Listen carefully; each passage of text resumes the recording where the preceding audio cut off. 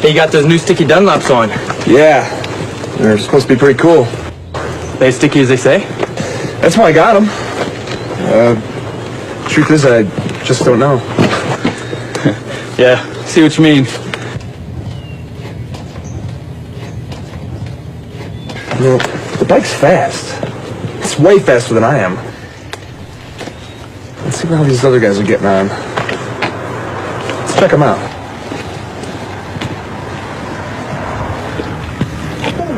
Whoa. Oh, whoa.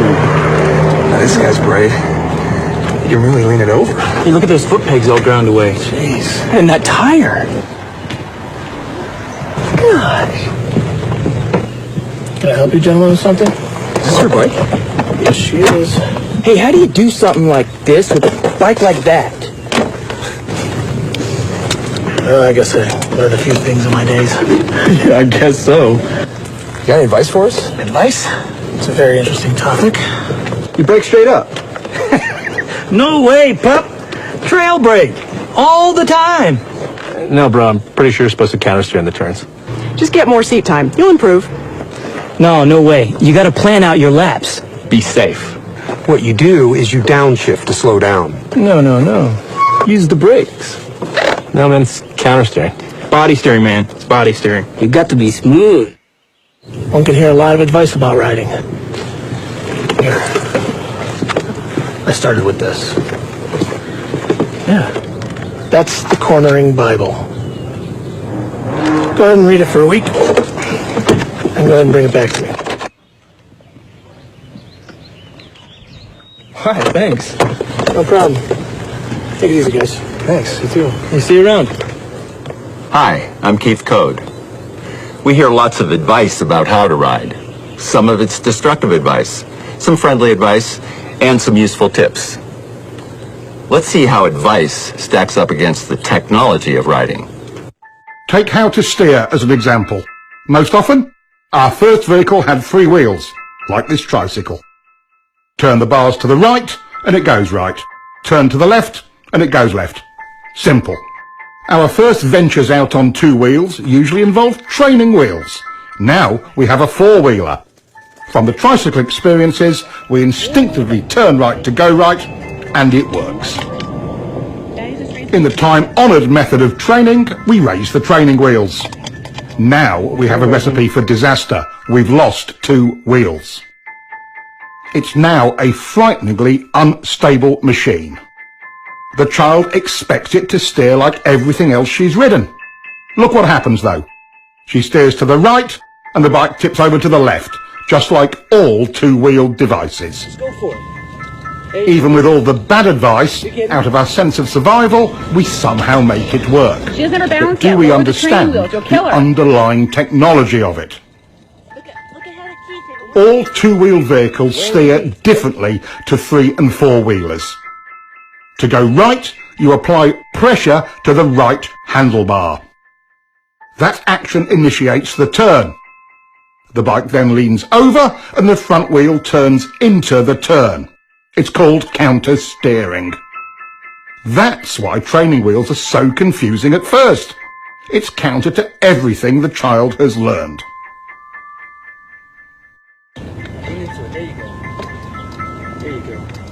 Hey, good job. Listen, kid. Steering is simple.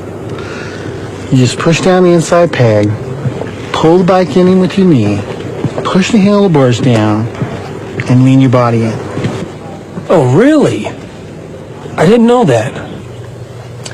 It was false and misleading advice like that led me to invent the No BS or No Body Steering bike. Let's see if it will help us sort out the facts of steering. I've grafted an extra set of bars on this bike. The whole idea was to take the handlebars out of the equation to discover what so-called body steering really does. The extra throttle on the top bars allows the rider to maintain his speed. Even with massive shifts in body weight without any input through the handlebars, the bike only vaguely changes direction. This would never get you through the corkscrew at Laguna Seca. Foot peg weighting is another myth. Even with his entire body weight on one peg, this bike merely veers off course, and once his course is set, the pressure has even less effect.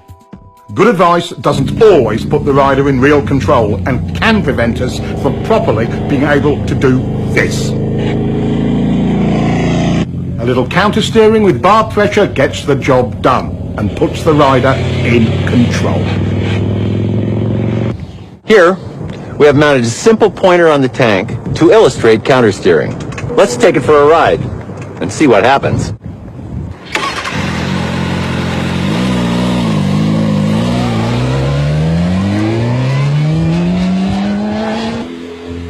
See how the pointer shows the bars moving first to the left and then right, and vice versa? This is counter-steering. It's the only way to accurately steer a motorcycle. It really is simple. Just press on the bar and the bike responds instantly. That's all you do, and it works all the time, every time, even with only one finger.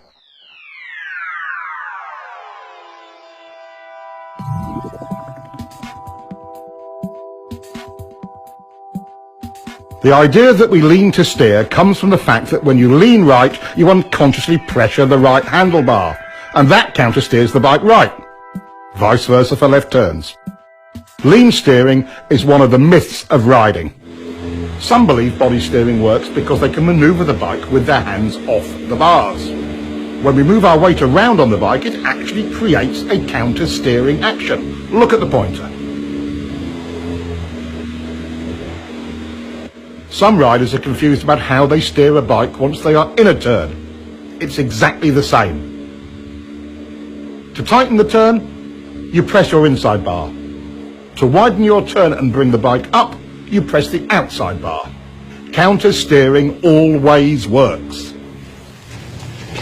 Countersteering is a piece of riding tech that will help you to improve your control in virtually every situation. Let's take a look at some other parts of riding. You guys really do have the cutting edge of bike technology, don't you? But look at the size of that rear tire. Look at the size of those brakes. I'll bet you really can haul on them if you need to, huh? And the frame is stiff enough to handle all the braking power and the grip of the tires. So how many ponies does it have? Well over 100. Mine's around 150. They say it'll do 180. It's impressive. Guess all that cutting edge stuff can make a difference.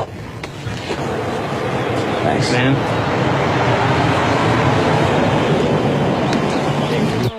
But sometimes the cutting edge cuts the rider. What's needed is the riding technology to match the machine's technology. After over a century of development, motorcycles are truly precision cornering machines. But that doesn't eliminate rider error. What stops most riders from being able to use all of that potential?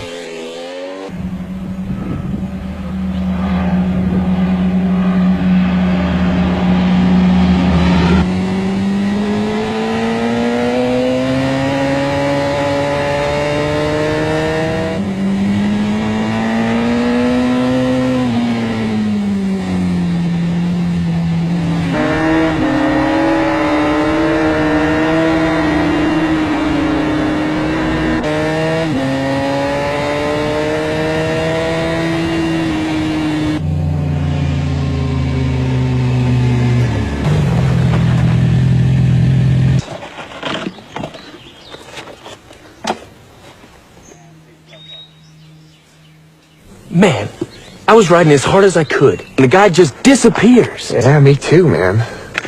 Hey, is there anything in that Twist 2 book you gave us about riding harder?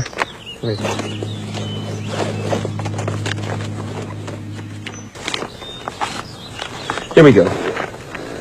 To make real improvement, riders can expect to reach a high level of technical skill, but only if they ride at 75% of their limit. Everyone agrees that in some fashion, survival reactions or... Survival reaction? What's that? It's like beer? Yeah. Survival reactions, or SRs, are the ever-present barrier to riders reaching their goals. That's right. Every time I try to up the pace, I get myself into all sorts of problems. It's like I'm afraid to push my limits. But I'm not sure what I'm afraid of. It's me too. It's definitely my personal limit. I describe it more like a mild panic. Oh, let's ride. Let's see if we can get out. Where's my key? Where's my key? What do you mean? I never took it out. It's not here. Look in the bag.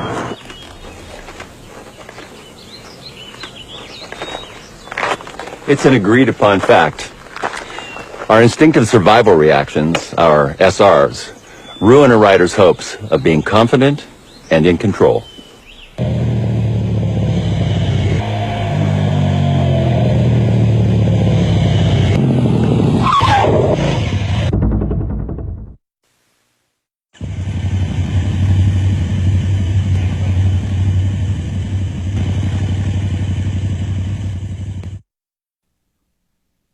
In riding, there are 8 distinct so-called survival reactions, or SRs, and we can see all of them in this one incident. Immediately, we see the rider trying to use body steering into the turn when he should have countersteered, so he starts out a little wide. If you'd known how to steer the bike, this whole thing could have been avoided. Let's get back and see what other errors were made. He gets on the gas to stabilise the bike, but chops it mid-turn. The bike stands up a bit, and that's SR number 1, chopping the gas from panic. Now he's counter-leaning against the angle of the bike.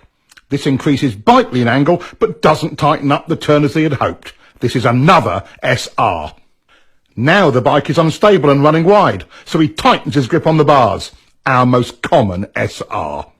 None of this helped. He's running wide and panics. He's looking everywhere but where he should be. Around the turn. This is visual panic. He target locks on the very thing he doesn't want to hit. An SR? You bet. In a panic, we go where we look. He's steering directly towards the log where his attention is locked. SR number 6. With his attention tunnelling down, he cannot steer effectively and becomes frozen on the bars. Yes, SR number 7. He can't turn, so he jumps on the brakes. Our 8th SR. His lazy steering started the whole mess, but when he chopped the throttle off, it got worse. First, let's take a look at throttle control and how it works.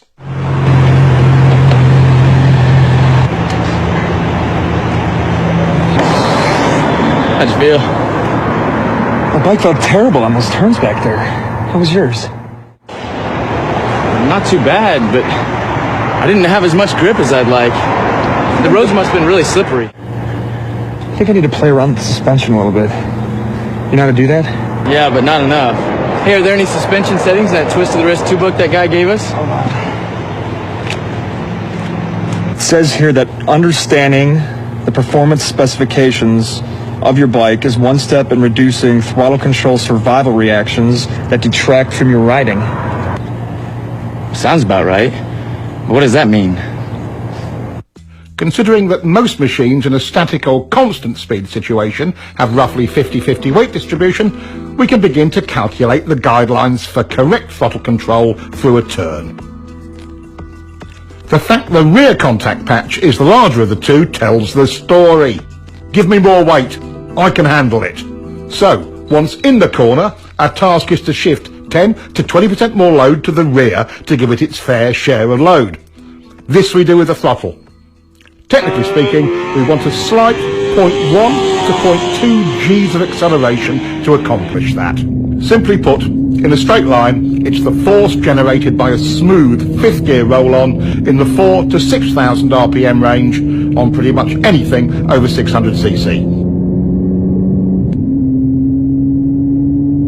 That's not much acceleration, but it transfers the weight. Whatever the RPM range, we must maintain the weight transfer by continuing our throttle roll-on. Throttle control rule number 1. Once the throttle is cracked open, it is rolled on evenly, smoothly and continuously throughout the remainder of the turn. This is not just a racing technique. It applies to all corners on all motorcycles.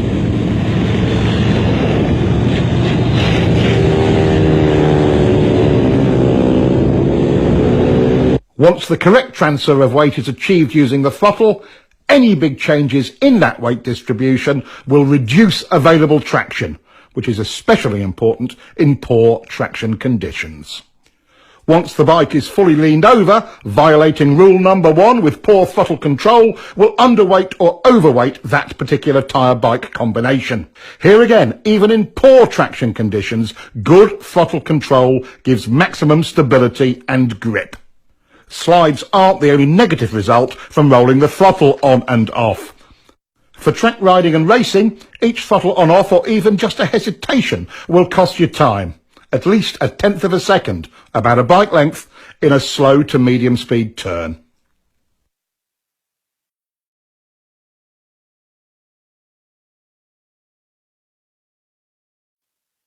In higher speed turns, the same throttle error will cost you even more.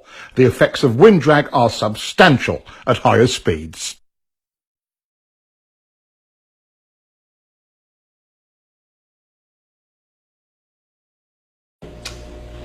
If the surface is slippery, do you want to overload the front or rear tires? No! Correct. If you're rough or inconsistent with your throttle control, will it reduce traction? Yes! Exactly. If you have good throttle control, will the weight be distributed properly on both the front and rear tire? Yes! Exactly. Now, what is throttle control rule number 1? Once the throttle is cracked open, it is rolled on evenly, smoothly, and constantly throughout the remainder of the turn. Good. Now, repeat that to yourself 1,000 times. Once the throttle is cracked open, it is rolled. This rider is late on the gas and gets very hard sudden acceleration out of the turn. This rider is trying for good throttle control and has nice clean roll-on, not the same fierce acceleration as the first guy. But what is the actual result in exit speed? Let's look at the radar. A huge difference. There are 2 circumstances under which you may violate throttle control rule number 1. Let's take the point where you are bringing the bike up for the drive out of the corner as the first one. As the bike is brought up towards vertical, we can be more aggressive with the throttle. At some point, you can pin it. Coordinating your throttle roll-on with bringing up the bike is how to maximize your drive off of any corner on any size bike.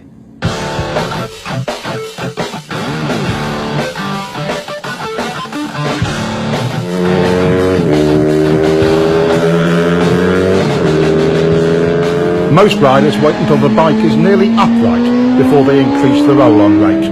The skill of it is in accurate timing of the pick-up and roll-on. What difference does it make? Quite a lot. The second exception to throttle control rule number 1 is traction control. Riders can be far more aggressive with mid-corner and exit throttle. Double apex turns are the other exception to the throttle control rule. Since you're actually dealing with 2 turns, it's okay to roll off or stop the roll-on between the 2.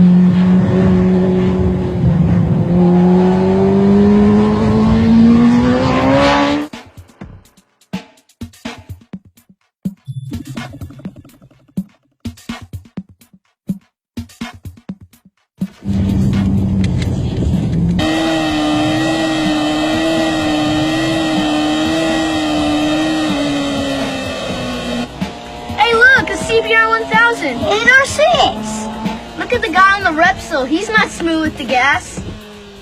I bet his wrist hurt.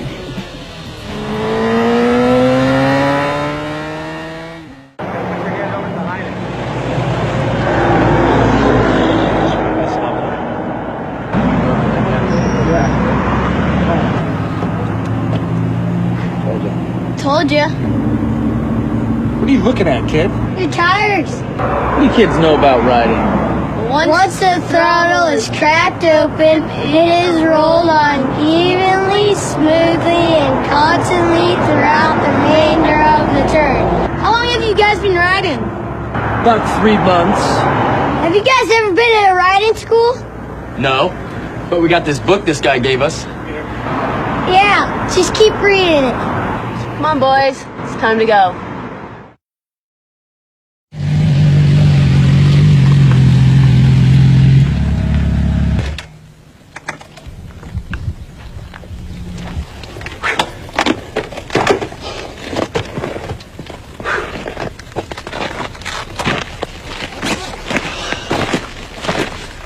At some of those places, I just couldn't help myself. I kept rolling in and out of the throttle. That was cool. Completely perfect the whole time. Really? That's funny, because I still can't get a continuous roll on. That's SR1. Rolling out of and on and off the throttle when you shouldn't. That's right. Survivor reactions. How could I forget that? Good handling means predictable traction, and good traction depends on your suspension working well. In mid-corner, on a properly set up bike, the forks and shock work best in roughly their mid-stroke range. With good throttle control, you can see the forks working in their mid-stroke in mid-corner. Is that as good as it gets? Is the bike happy? Are you happy when the bike is happy? Yes, yes, and yes. In what range do we want the rear shock to operate? In the middle, of course. That's its most compliant range. That's its sweet spot, just like the forks. Once you get back on the throttle, weight begins to transfer to the rear. The rear shock becomes our main concern because we must now rely on it more for stability and traction.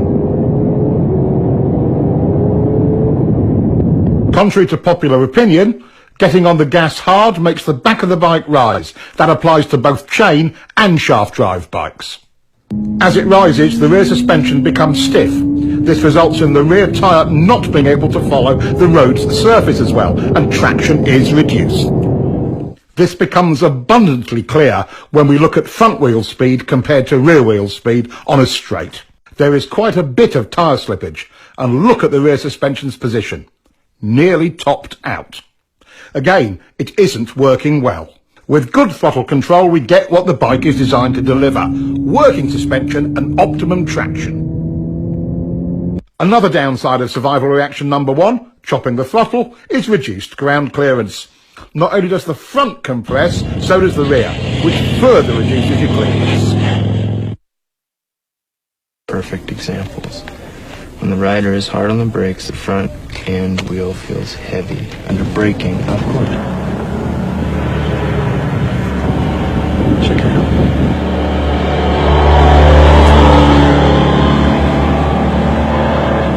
Man, he is smooth. Good throttle control allows the suspension to work properly, and the bike is smooth. Let's see if we can catch him. Our new riders might have grasped the idea of good throttle control, but they certainly haven't mastered it yet.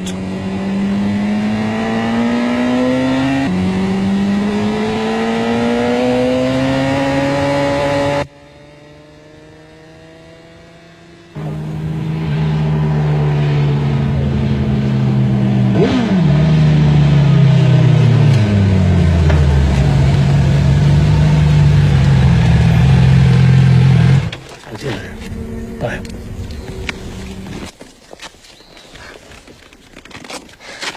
Figured you guys would come this way. Well, we figured out why you're so smooth.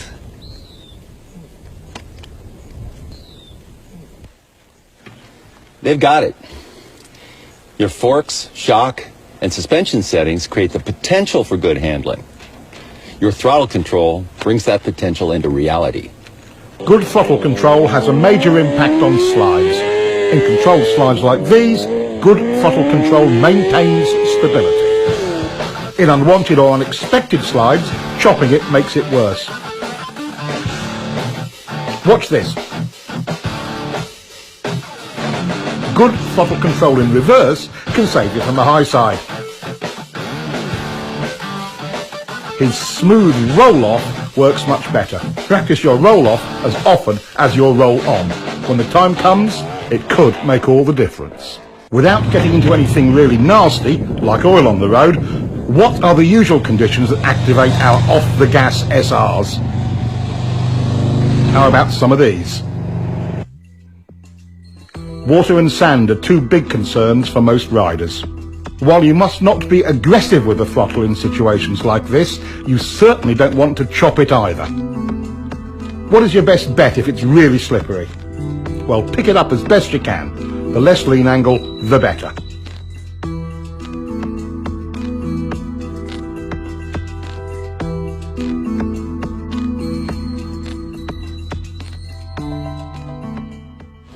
Looks like good throttle control solves many of our rider problems, doesn't it? Yes.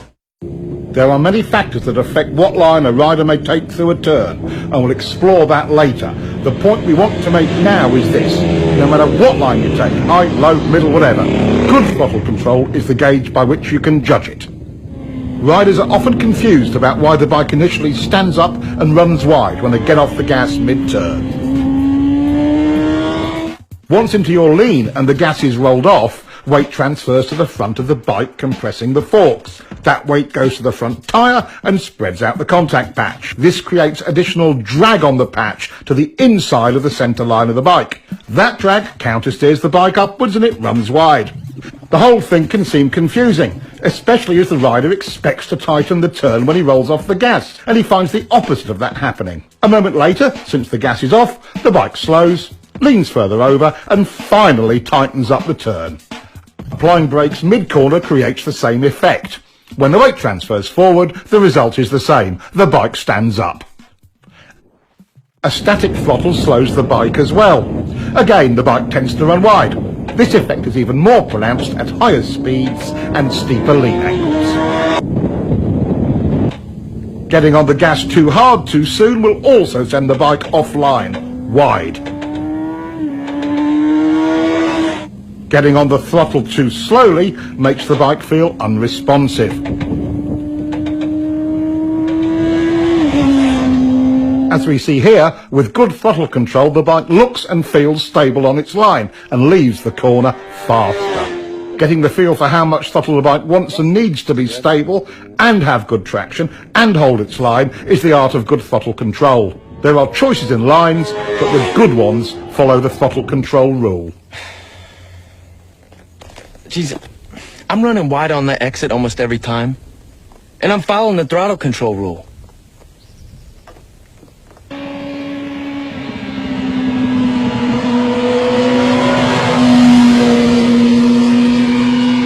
It doesn't make any sense. What's that Twist 2 book say? You get on the gas as soon as possible. Well, I'm definitely doing that. But still, coming out, I can't hold my line. Well, yeah, mine's holding a line. It's just unstable at the beginning. I'm not running wide on the exit, but my bike doesn't feel planted until I get to the apex. I don't know what we're doing wrong. Let me take a look.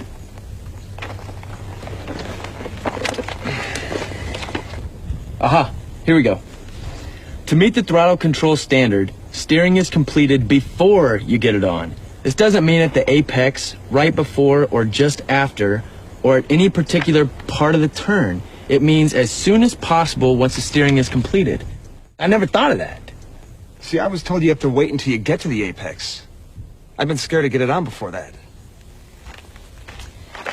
Let's look at all 6 of the off-the-gas results and see why it's so important to follow the throttle control rule and get back to the gas as soon as possible once the bike is turned. Weight transfers forward, changing our available traction. We've lost our suspension's mid-stroke sweet spot. The bike will tend to overreact to rough pavement and can become a bit twitchy. By creating some instability, the bike initially tends to run wide. As we saw before, we lose ground clearance on both ends of the bike. And lastly, the bike slows down. These are the 6 results you get from waiting too long to get back on the throttle. Getting back on the gas as early as possible solves all of these. The bike becomes planted and predictable, but can you get on the gas too early? This rider got greedy with the throttle way too early, but the solution was correct. Roll off, reduce speed, repoint the bike, and then roll back on. To add lead and throttle at this point of the turn is a common cause of crashes. But this is the way it really should be done.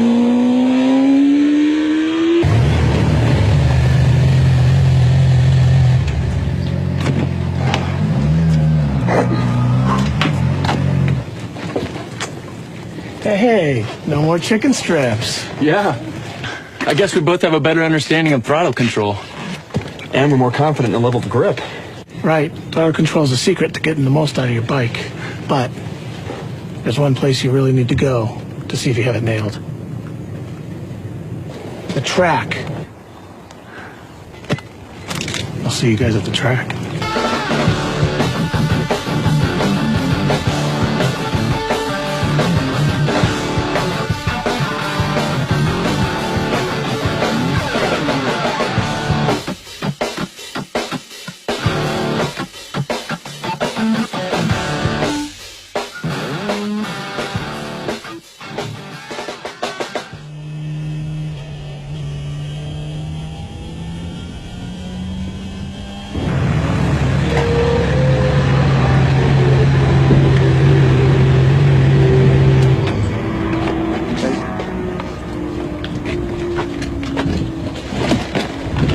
I stayed with you all the way to that fast turn. Man, you just pulled away like a train.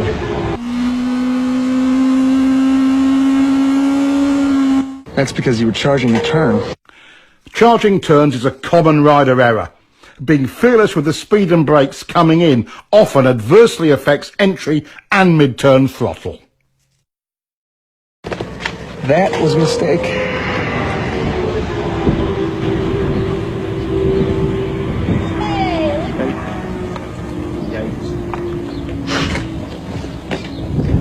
All right, so when my arm is rising, I'm rolling on, and when it's falling, I'm rolling off. So my left hand is telling you guys what my right hand is doing, okay?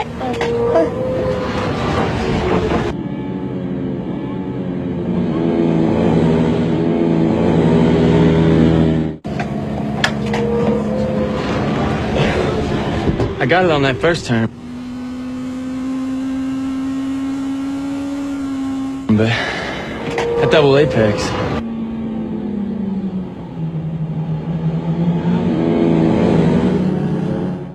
Well, man, you're still charging the turns. Yeah, you're right.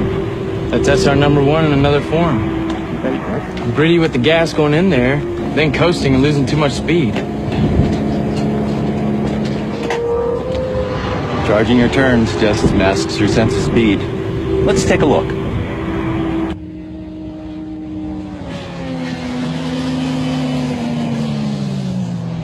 Charging any turn tends to narrow our field of view. When we lose our reference points, it affects our sense of speed. This is one of our SRs. Our new rider is still charging corners and chopping the gas. That will cost him turn entry speed and a clean early roll-on.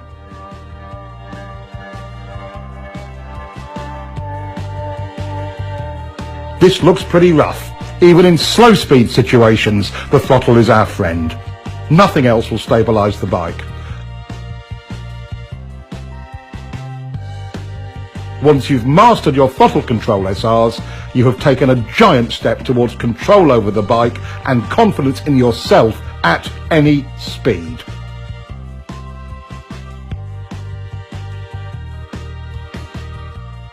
Understanding your bike's needs and wants is important.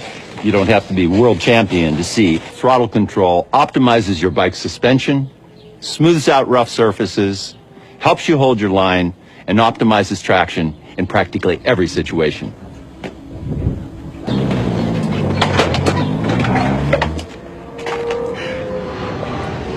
Man, this track riding is really hard work. Yeah, I got a really bad forearm pump. I can hardly grip the front brake. It's like riding motocross all over again. We gotta get ourselves down to the gym and work out a little more often. Yeah.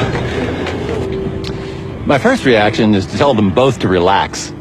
Let's take a close look at how excess rider input creates instability and tires out the rider. Here again, holding on too tight causes the rider to receive too much input. The tighter you hold on, the bigger the bumps seem. Small shakes from the front end are amplified as well. Why are the bars moving? What are they searching for?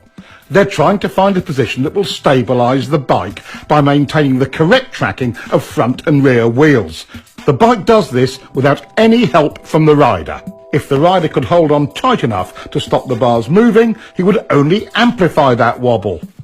The force he puts into the bars creates resistance and a ploughing effect at the front tyre's contact patch. Now the back of the bike wants to rotate around that resistance and the wobble becomes even worse. Setting a wheelie down crooked is an extreme example of this.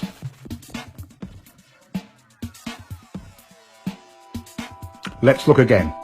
When the front wheel is not in alignment with the bike's direction of travel, there is a huge resistance created at the front contact patch. The wheel immediately tries to realign itself with the bike's direction of travel. Take a look at the massive deformation in the front tyre as it sets down. When the rubber springs back into alignment, the front end shakes. Look at the difference in front end shake the rider is creating when he is too tight on the bars. Being stable on the bike but loose on the bars reduces bike twitch.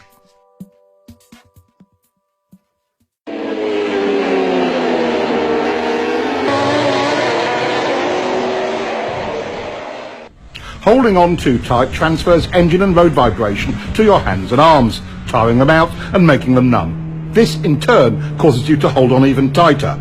This same elevated level of feedback can, again, easily distort your sense of speed.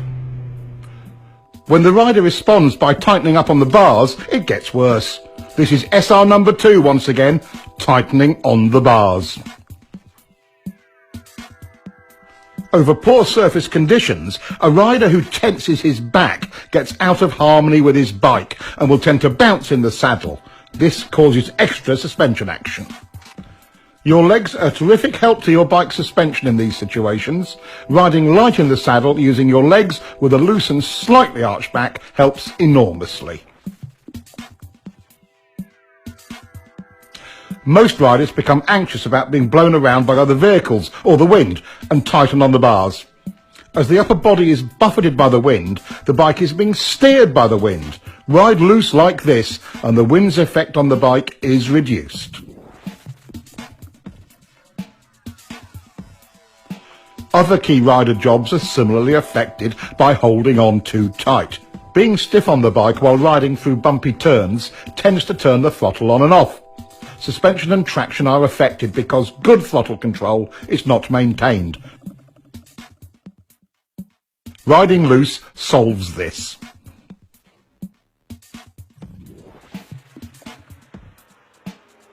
Riding rigidly can shake your helmet and blur your vision.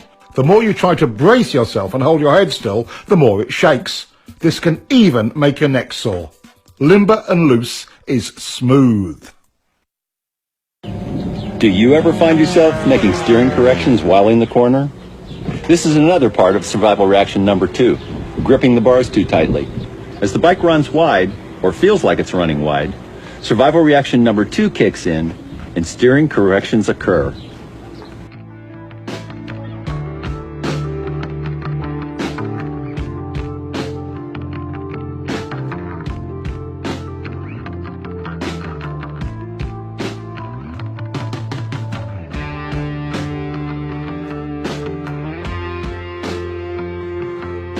This all makes the bike more unstable and it runs wide in the corner.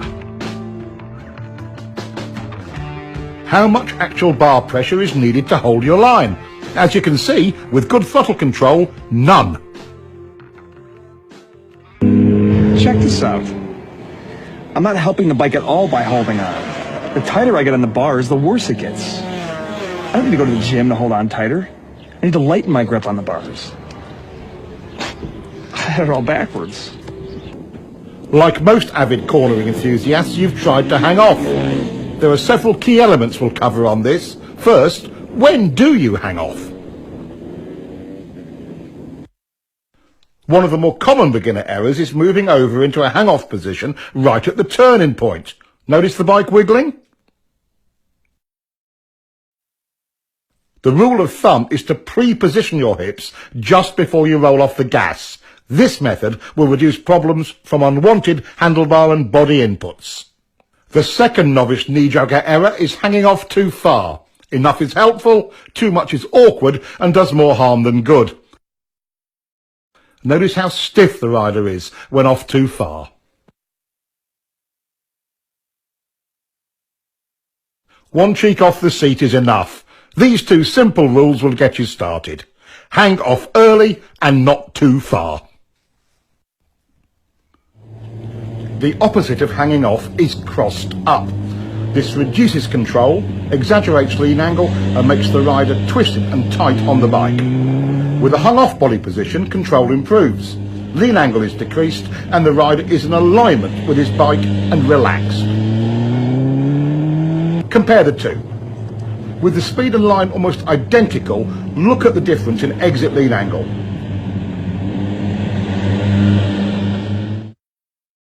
Less lean equals more throttle and better drive. Now let's compare straight up riding with hanging off and see if there is a difference. Here he is riding straight up. Once again, at nearly identical speed and line, there is a measurable difference in lean. Body position on the bike can positively or negatively affect your riding. He could have gotten over sooner for this corner. Getting over before turning, he's smooth as silk entering the turn. Both errors here, moving over while turning, and he's off too far. The problem is compounded when you lose connection with the bike. He's remedied that. Now back up a bit. There he goes. His arms can now be loose and relaxed. When the whole body position and turn entry package is done right, it affords a rider the maximum of control with the absolute minimum of effort. Here's another view of a clean, loose run through a turn. The human machine works this way. When the lower body is unstable, we must rely on our arms and torso for support. Once the lower body is stable, we are at liberty to relax the torso and get great body position. Notice how much lower he can go without tension. Let's look at the difference between his moves on the bike when disconnected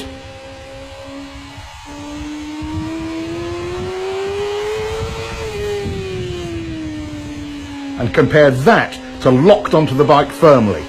Much more relaxed and in control. The crossed up riding style looks even worse from on board. Everything about the rider is twisted and unnatural. Head, shoulders, even eye position is strained. One last look at the difference between riding crossed up and stiff on the bike and riding in alignment, well connected and loose.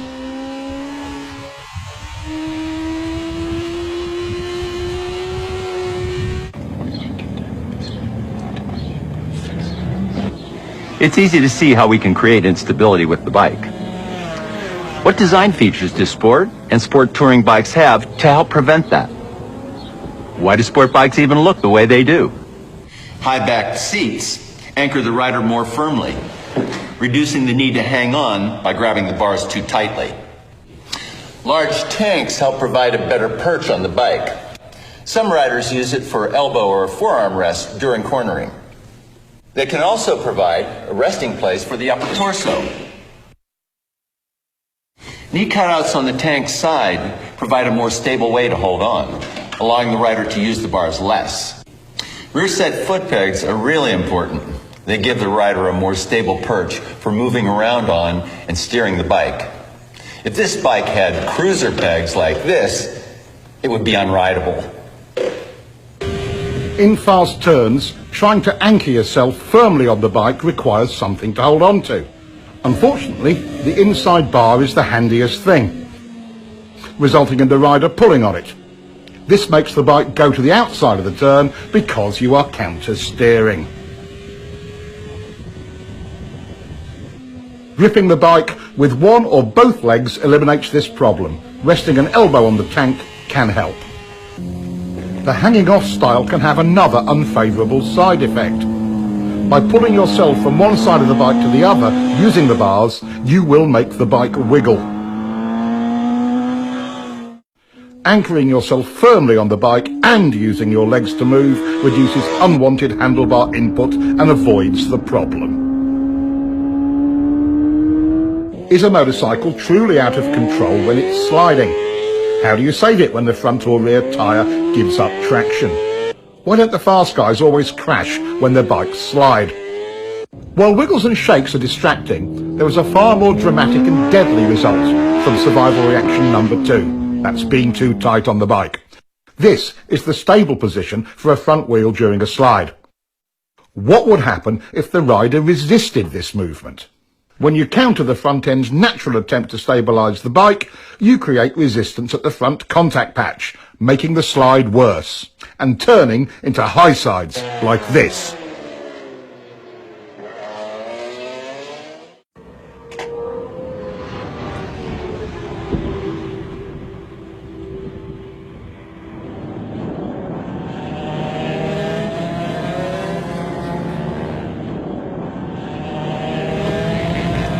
My rear tire must have gone off.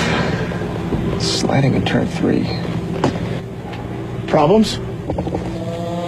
I didn't know you were out here. Yeah, sliding in turn 3. How's your throttle control through turn 3? Really good. I've already worked that out. You have any arm pump? Yeah, now that you mention it, I think I do. Well, being tight on the bike can start little slides before you get anywhere near the limits of traction. Really? It's not the tire? Well, can you ride it just to see? Sure. Always wanted to ride one of these.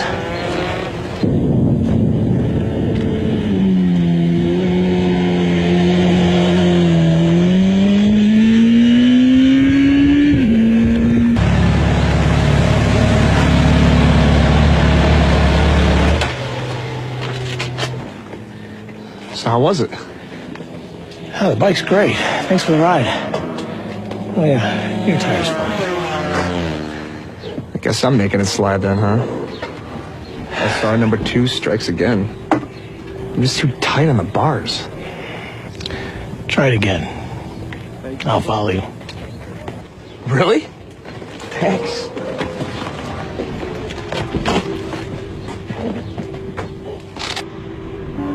While he may not be really fast yet, our new rider is making real progress.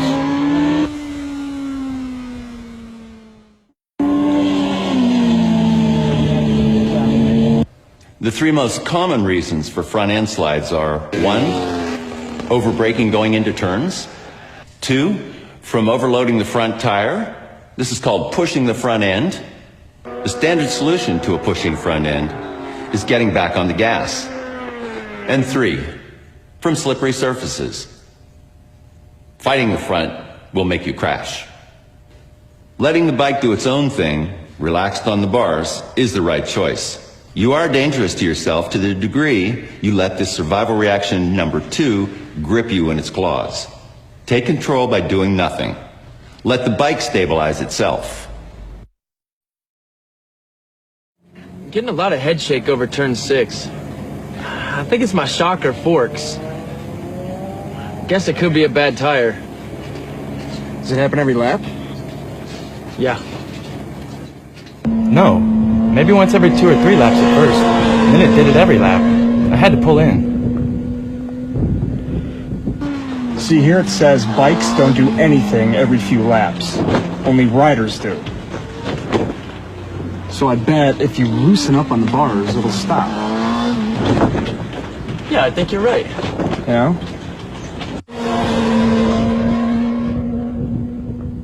We can contribute to or detract from the bike's inherent stability by understanding its demands and eliminating any unwanted or unneeded inputs. Take braking. With the weight forward, stiff arms, and up on the tank, the bike stoppies. With less bar pressure and the rider stabilised by the tank, the bike is more stable. Back in the seat with loose arms gives controlled braking. Even with severe lock-up, control is much improved. An all too common error is twisting to the inside of the bike. He's trying to gain stability but creates tension. Even if you don't hang off the bike, stabilising your body is still important. Gripping the tank with one or both of your knees as you go into and through the turn is simple and efficient. The more firmly you anchor yourself, the easier it is to relax your torso and arms. For mid-corner, suspension is set up for a given amount of weight fore and aft. The bike cannot compensate for you moving around on it. As we've covered already, get into your fore and aft position on the seat early and stay there.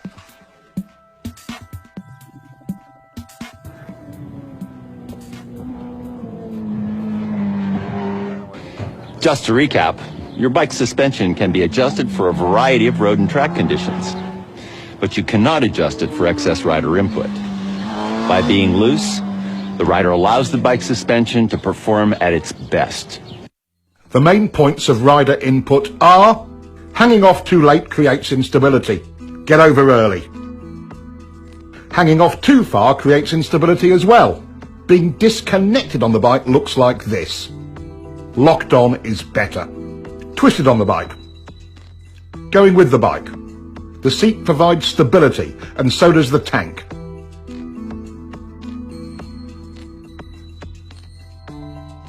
Use your pegs.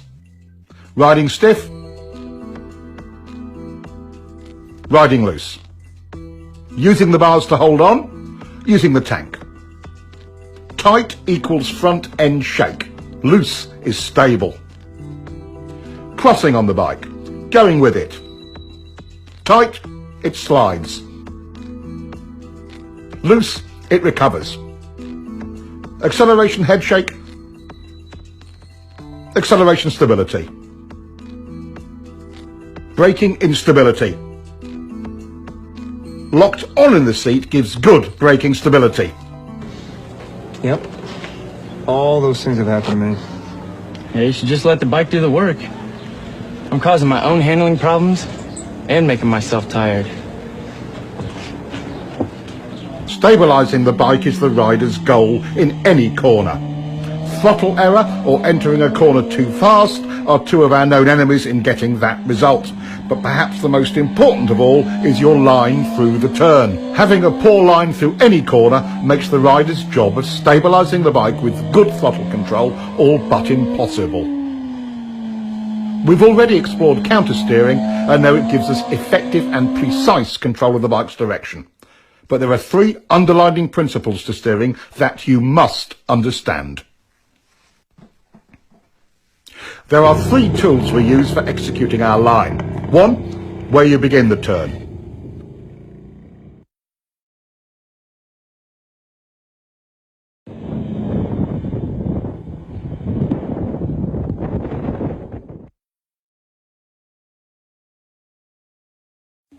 Two, how quickly you flick the bike over.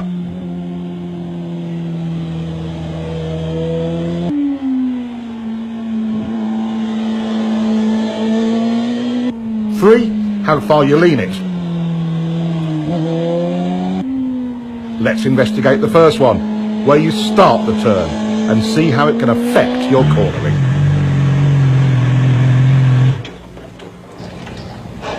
Hey, you're doing good, huh? That's getting better. Looks like it. I'm getting a feel for throttle control, but it's inconsistent. One lap I'm good, the next I'm stalled on the gas in the same turn. I know what you mean. My line changes from lap to lap, so I don't always have the confidence to keep rolling it on.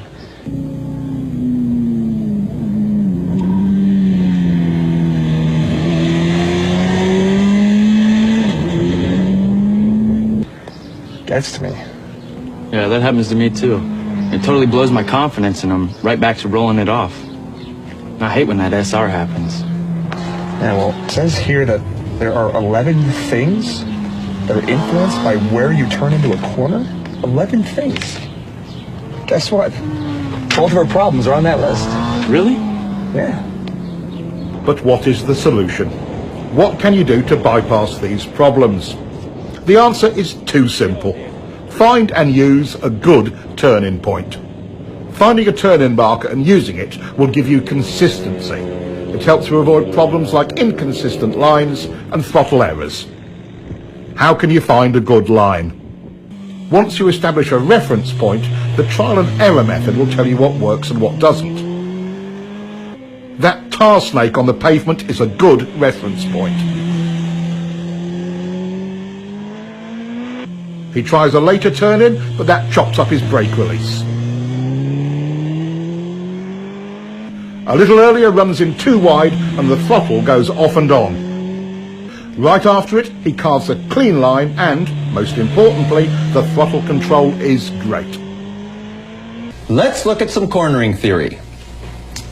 What kind of line would allow you to get back on the gas most easily for good throttle control throughout the corner?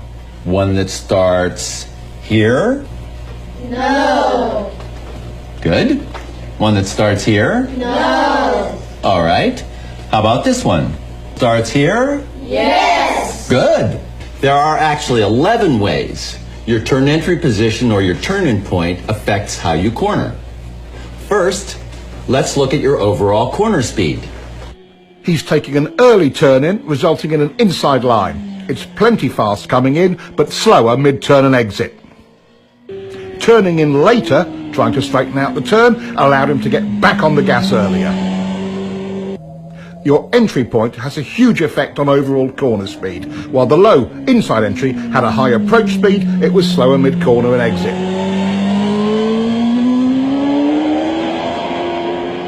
The higher outside turn entry allows him to point the bike more towards the exit. Even before mid-corner, he's back on the gas.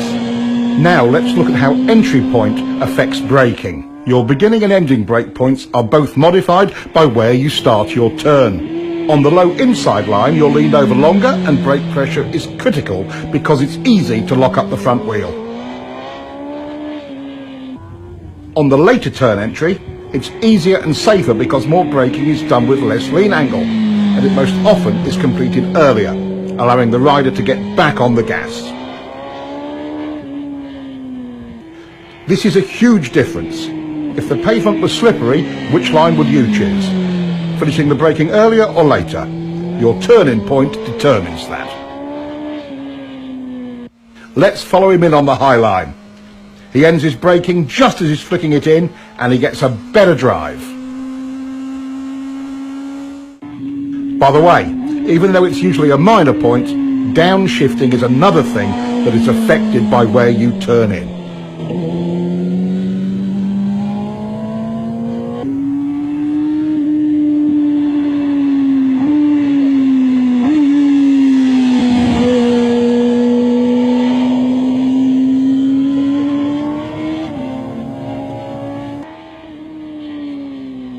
Of the key tools of turning, one is how quickly you can get the bike over.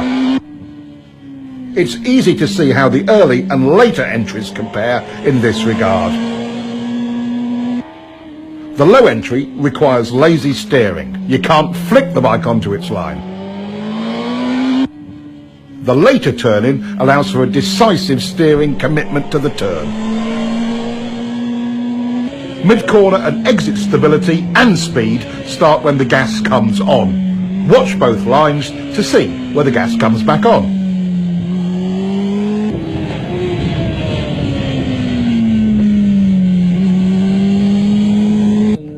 Our later entry rider was able to get back on the gas 37 feet earlier. That's 5 bike lengths. Earlier on the gas means stability through more of the corner. Your turning position has an enormous effect on that. That's 6 points so far. A good drive off the turn is number 7. Low line entry checks your drive because number 8 on the list, lean angle, also comes into play. You were leaned over further and longer from a low line entry.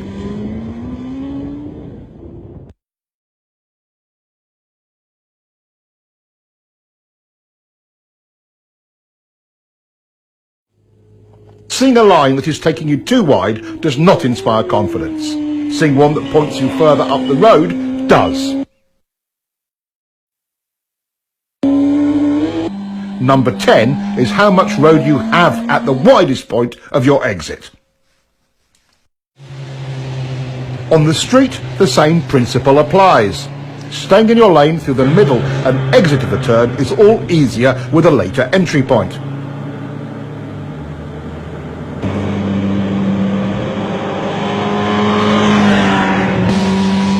This helps reduce panic and provides riders with a greater margin of error in regard to oncoming traffic.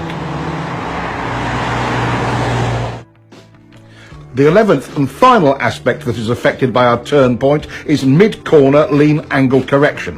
While they may seem like a fact of life, they're a common rider error that results from this same tech point, early turn entry.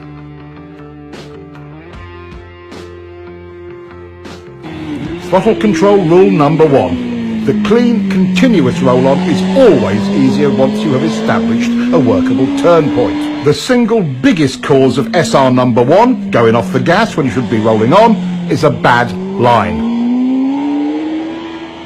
We now know all 11 aspects of your riding that are affected by your turning point. Let's quickly review them. 1. Where the brakes go on. 2. Where the brakes go off. 3. Where the throttle comes back on. 4. Where the bike is pointed once fully leaned over. 5. Where will you finish the turn? How wide will you run at the exit? 6. Where will you downshift? 7. How much lean angle will you use? 8. How many, if any, steering corrections will you make? 9. How quickly or slowly will you have to steer the bike? 10. How much speed you can approach the turn with? 11. How quickly or slowly the throttle may be applied. Good. Those are the 11 things affected by your turning point. Now, let's look at how quickly you turn the bike and how that affects your cornering.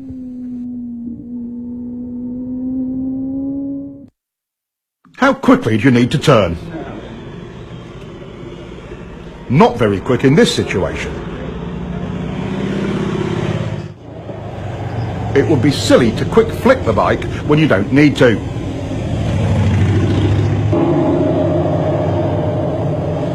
Here's the perfect flick rate. Being able to get a quick, clean flick has many advantages.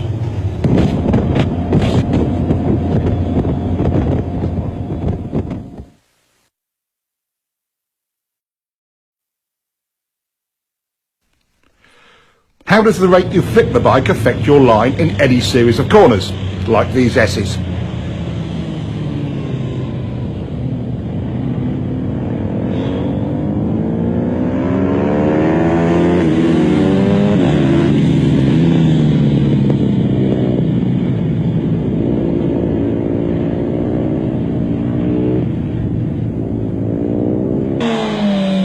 This rider's turn rate was too slow to get him on line to set up for the next corner.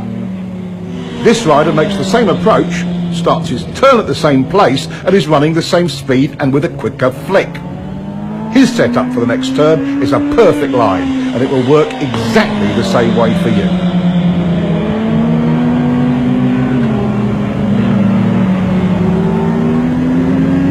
Once you begin your turn, where do the cornering forces start to push you? Outside or wide in the turn? Exactly. If this is your intended line, and you're lazy bringing the bike over, where will you go? Outside or wide in the turn? So, if you flick the bike a little quicker, would it get on that line? Yes! Class, you are brilliant today. Since we don't like to run wide in turns, and for a very good reason in situations like this one, we must continue to lean the bike further and further to make the corner. Lazy steering forces you to lean the bike more than is necessary, and you'll be leaned over longer. Let's compare.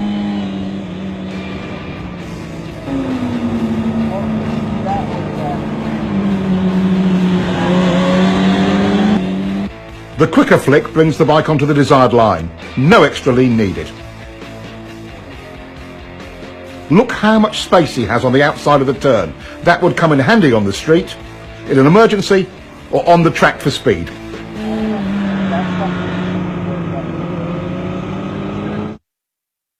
And look at the difference in acceleration.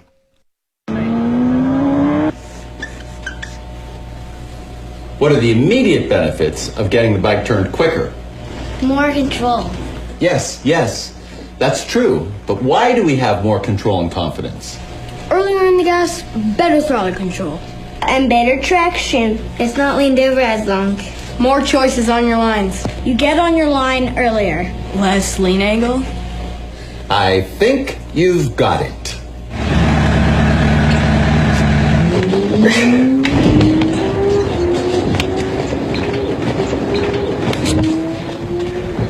Are they even in school? Maybe that's a version of homeschooling, huh?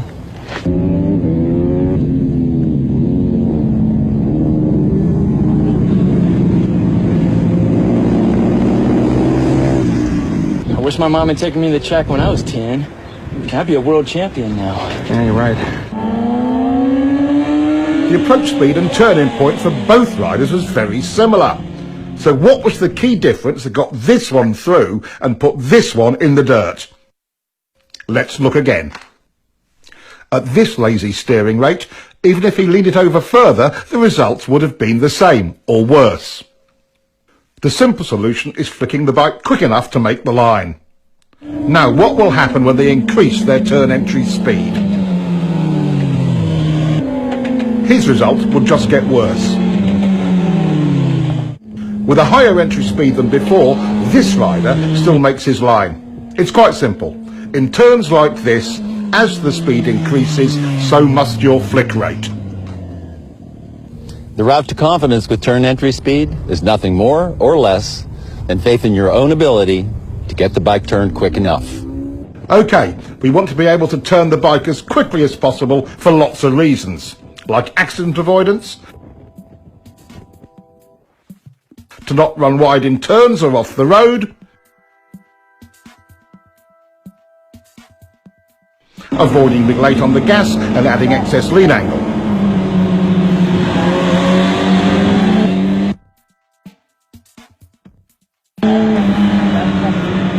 Not to mention, you'll get a better drive.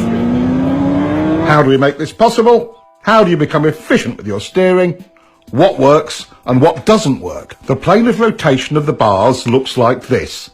At a steep angle like this, half your input into the bars goes straight down and is a total waste of energy. At this angle, you're still only 75% efficient. Here, your input is in line with bar rotation and is 100% efficient. This is another great example of how understanding the technology puts you in full control. A simple experiment will tell you if what I say is true or not. Get forward on the bike and position yourself directly over the bars and try to push the bike down into a lean. A lot of effort, but not much happens. All motorcycles work this same way. It's the horizontal rotation of the bars that gets the job done. A huge part of rider confidence is knowing you can quickly turn when you want to or need to. It's not about the kind of bike you ride, it's all about control. Some say flicking the bike too quickly is dangerous or makes the bike unstable. But done correctly, it is clean, smooth and efficient. Any questions about flicking your bike? When can't you lean the bike over quickly? Okay, let's figure it out. Could you quick flick your bike if the pavement were wet or slippery? No! Could you quick flick on a cold tire or cold pavement? No! Could you quick flick with a handful of front brake? No! Could you quick flick with a tire that was brand new or not scrubbed in? No! You, could you quick flick with totally worn out tires? No! Do you need to quick flick your bike at low speeds? No! Now, do you get the idea? Yes! Our two new riders have come a long way towards understanding how the bike steers and where to turn it. Their confidence to lean the bike more is a direct result of that. Riders who understand this both look and feel in control of their bikes.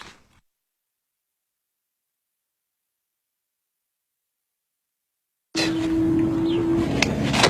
amazing. Once you understand the actual technology steering the bike, it totally changes your riding. Yeah, completely changed. I feel in control of steering the bike now. I know how quick to turn it. I know when and where I need to lean it. It's like I'm seeing the turns completely different now. My SRs are way quieter. It's so simple. Yeah, once you understand it. In double apex turns like this one, things can sometimes feel a little busy. Trying to maintain a continuous throttle roll-on only runs you wide, because it's really 2 turns. But the rider has more choices. Just roll the gas on a little bit and hold it there. Not horrible, but not really stable either. Get on the gas, and then off to turn it for the second part of the turn, then back to the gas. But that only chops it up, doesn't it? He could go in hard and brake a bit, then on the gas again. That could work, but you'd better be super smooth. Okay, how do we do it? Timing is critical. Getting back into the throttle early stabilises the bike. Then, mid-corner, instead of rolling it off, he just stops rolling on.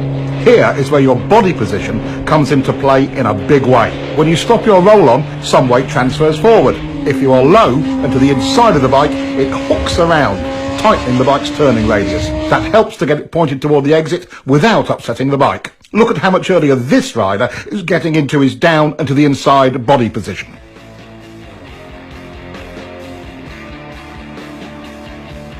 Here we see an average hang-off position.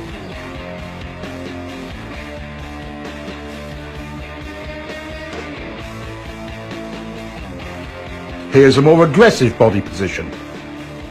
Notice he's able to hold a tighter line.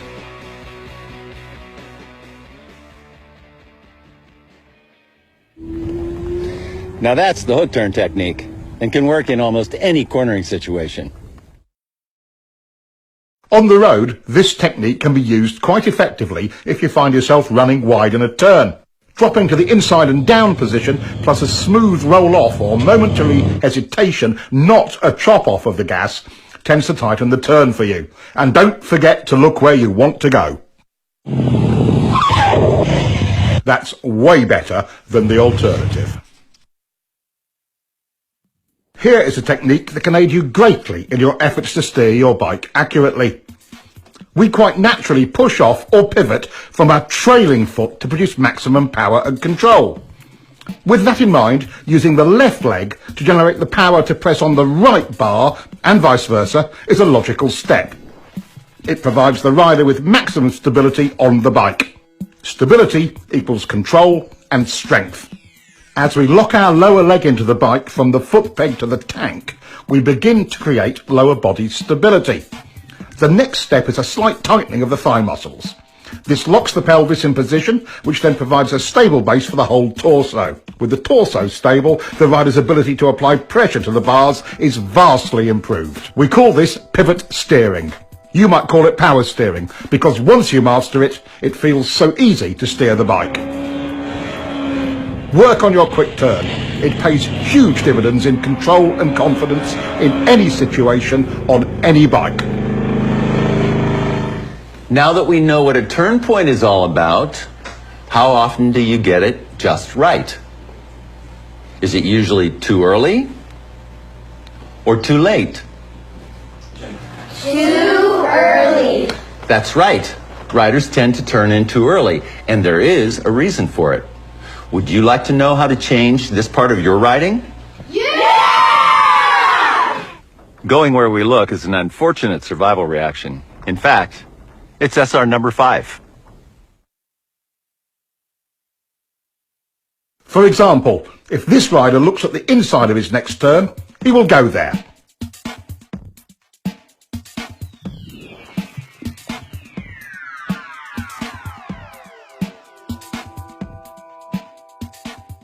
Once our attention becomes fixed on something, we steer towards it. In common parlance, it's called target fixation. And that's what causes riders to take too early an entry into corners, or run wide, like this. We already know what the results of turning in too early are. Training yourself to look in without turning in is how we overcome this SR. We call it the two-step technique.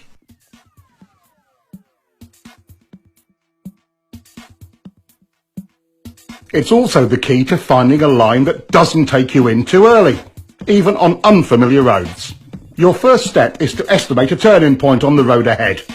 You don't know the road, so you're just establishing a temporary reference point. Step 2 is find your mid-corner position. Where you clip the inside of the turn is your apex. The trick here is looking in to find it without turning the bike in at the same time. Now he looks in, but notice how he is staying wide in the corner.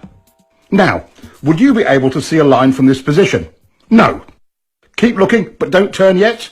How about from here? Not yet, but it's getting better. Okay, now you can see your apex clearly. That's exactly where your turning point should be. Nothing provides more confidence than knowing you're on a good line, and it does wonders for your throttle control.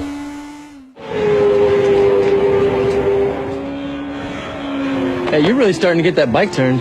Yeah, I just wish I was more consistent with my lines. Feeling kind of lost. Well, you know there's 4 chapters in here about vision. There's a technique in one of them. It's called the two-step that's supposed to help. Two-step. Let's take a look and see if we can sort out his inconsistent lines. He ran pretty wide on that pass. Let's see how he is timing his look in and turn in. Big mistake. He's looking and turning. Now he's not running as wide, but it's another different line. The two-step visual technique solves more than just where to turn into a corner. It can also help with your consistency. In the end, your lines will only be as accurate and consistent as your visual skills. Knowing exactly where you want the bike to go before entering, using the two-step technique handles that. Applying the two-step technique allows the rider to gain space and time at the entry of the turn, to apex and pick up his next turn point accurately. Once you truly learn to lead with your head and eyes, you'll be able to enter all corners smoother, more accurately, and, for track riding, usually faster. It's as good as it gets. Using the two-step turn entry technique also helps combat the look-in, go-in early SRs. By training yourself in this technique, you'll always be 2 visual steps ahead in every turn entrance.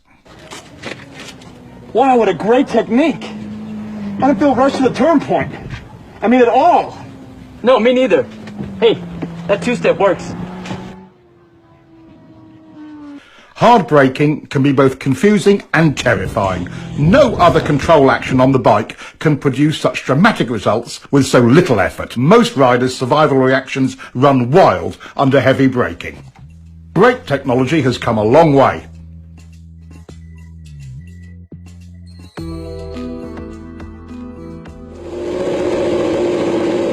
These improvements give riders far more choices on how to brake. But the laws of physics still govern how hard we can use them. Brakes, just like the throttle, are lean angle sensitive. The more lean angle you use, the less you can use either of them. This brings up all kinds of questions about technique. Should I do all my braking straight up?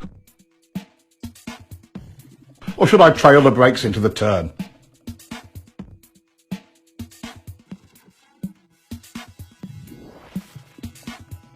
Should I brake easy at first and hard at the end, or the other way round?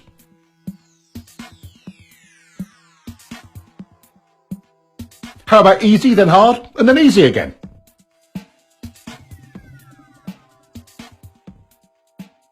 While braking, it's easy to lose sight of the real goal. Getting your turn entry speed perfect is that goal.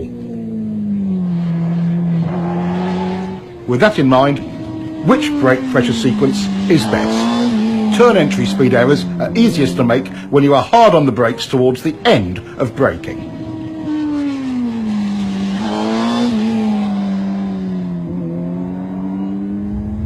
In the fine art of braking, gradually trailing the brake off is the way to accurately find your entry speed.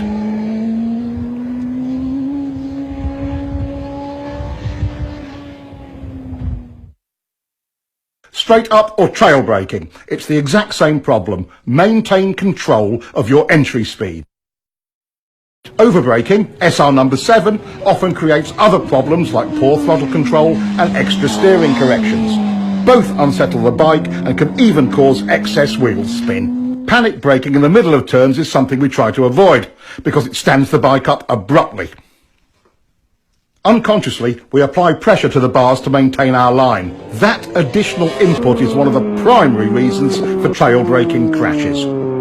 Restraining bar flutter does not let the front end follow the road, which reduces available traction even more. Despite its dangers and drawbacks, trail braking is a useful tool. Just imagine yourself leaning into a turn at 200 miles an hour with the brakes on like this. If you have to brake in a turn because of an emergency, like debris or a surprise decreasing radius, bringing the bike up as you do it is your best hope for not washing out the front end. Simultaneous braking and downshifting smooths things out and reduces distractions. This helps you get your turn entry speed right. Watch the timing of the clutch and throttle action in slow motion.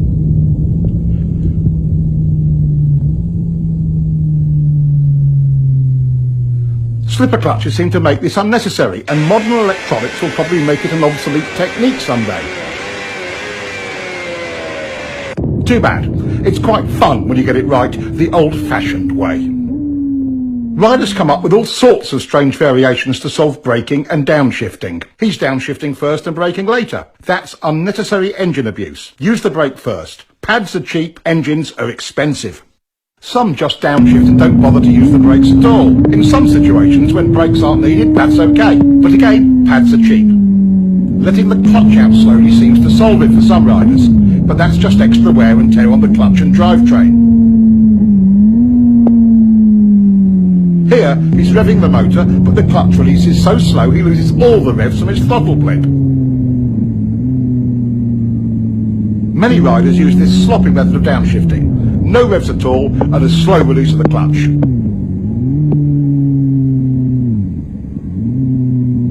Getting too big a throttle blip over-revs the motor and causes the bike to surge forward with each gear change. Another common error is over-revving and varying the brake lever pressure from the exaggerated wrist movement. This is choppy and causes the bike to pogo. Too early downshifting uses the engine as a brake and over-revs it. Not revving the bike between shifts and inconsistent brake pressure pogos the bike up and down. Here, he's shifting and easing out the clutch slowly. That takes time and attention.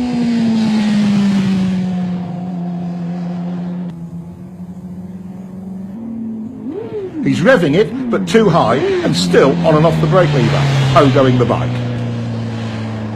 Making clean downshifts and maintaining control of the brake lever throughout will help. Letting your fingers slide over the brake lever while you control the pressure works really well. Downshifting without the clutch is another way of handling it.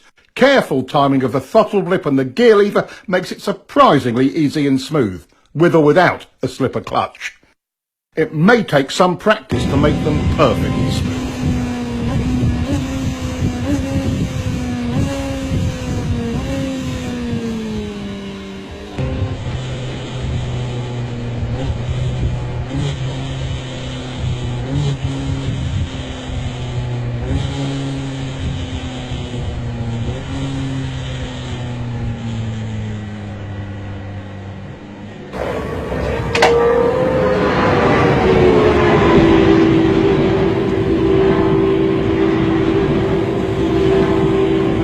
Hey, you guys were looking pretty good out there in the corners. Thanks. You know, we learned a lot from your book. That's great. I'm really glad to hear that. I did notice one thing, though. How do you guys feel about your braking and downshifting? I see. So, clutch in, gas on and off. Clutch in, gas on and off, clutch out. Clutch in, gas on and off, clutch out. You got it. Clutch in, gas on and off, clutch out. Just a little coordination point. It's really all it is. I can't believe how distracting that used to be. Oh, absolutely. Even after I improved my visual skills, I was still feeling rushed with the turn entries. Well, you know, I guess this is a pretty good example of how little coaching can really help. Oh, man. Traction is the obvious limiting factor on our speed and direction changes. We've explored how throttle control, rider input and surface problems can affect traction. But let's take a closer look. A new rider's perception of traction is a little sketchy. As we gain more experience with traction, our perception improves. There are some classical approaches to understanding traction used by average riders and pros alike. They can give riders a new perspective on tyre grip. It's a classic route to understanding traction. Here's Keith's solution to understanding traction. He calls it the lean and slide bike.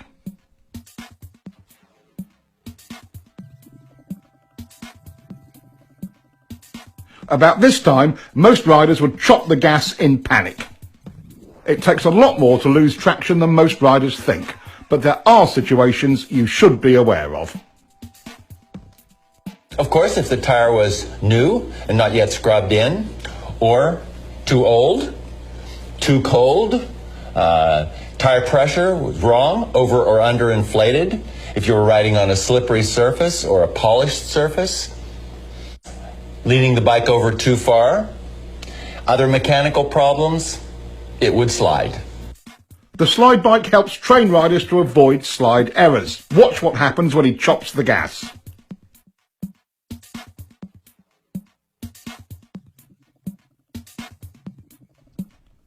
As we've already seen, when rolled off, not chopped, it is far less violent.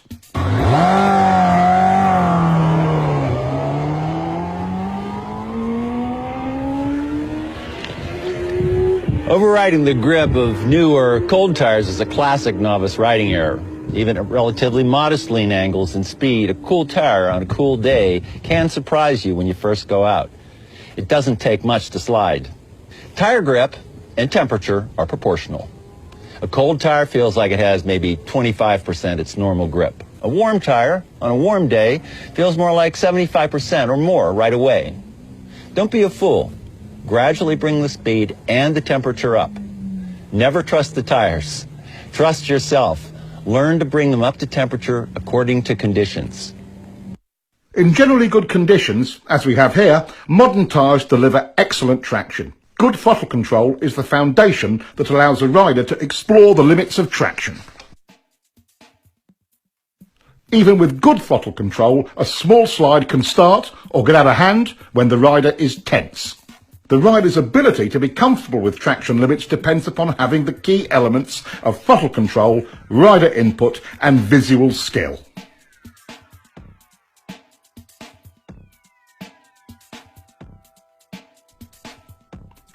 Two other aspects of traction are important to understand. The more lean angle you use, the less side grip you have. The solution? Even when the rear tyre is totally lit up, bringing the bike up into the slide helps the rider maintain control. The lean and slide bike is one of the training methods used at Keith's school to help riders gain that confidence and experience with traction.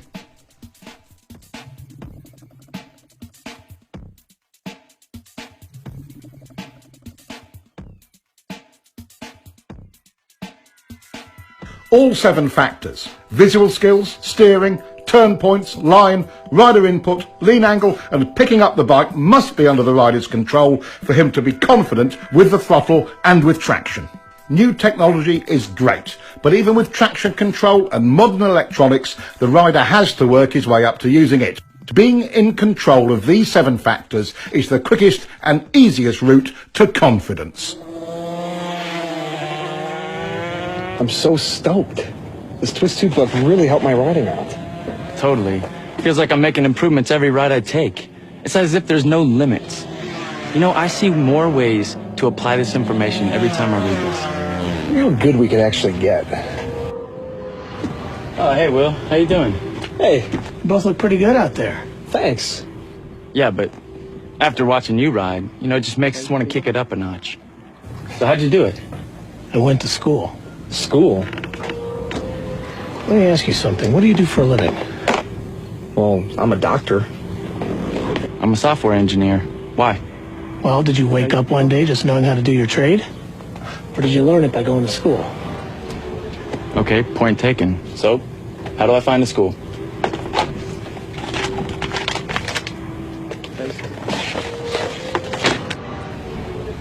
Is this where you went? That is where I went. California Superbike School. Really? Best training you'll ever get. See you, Will.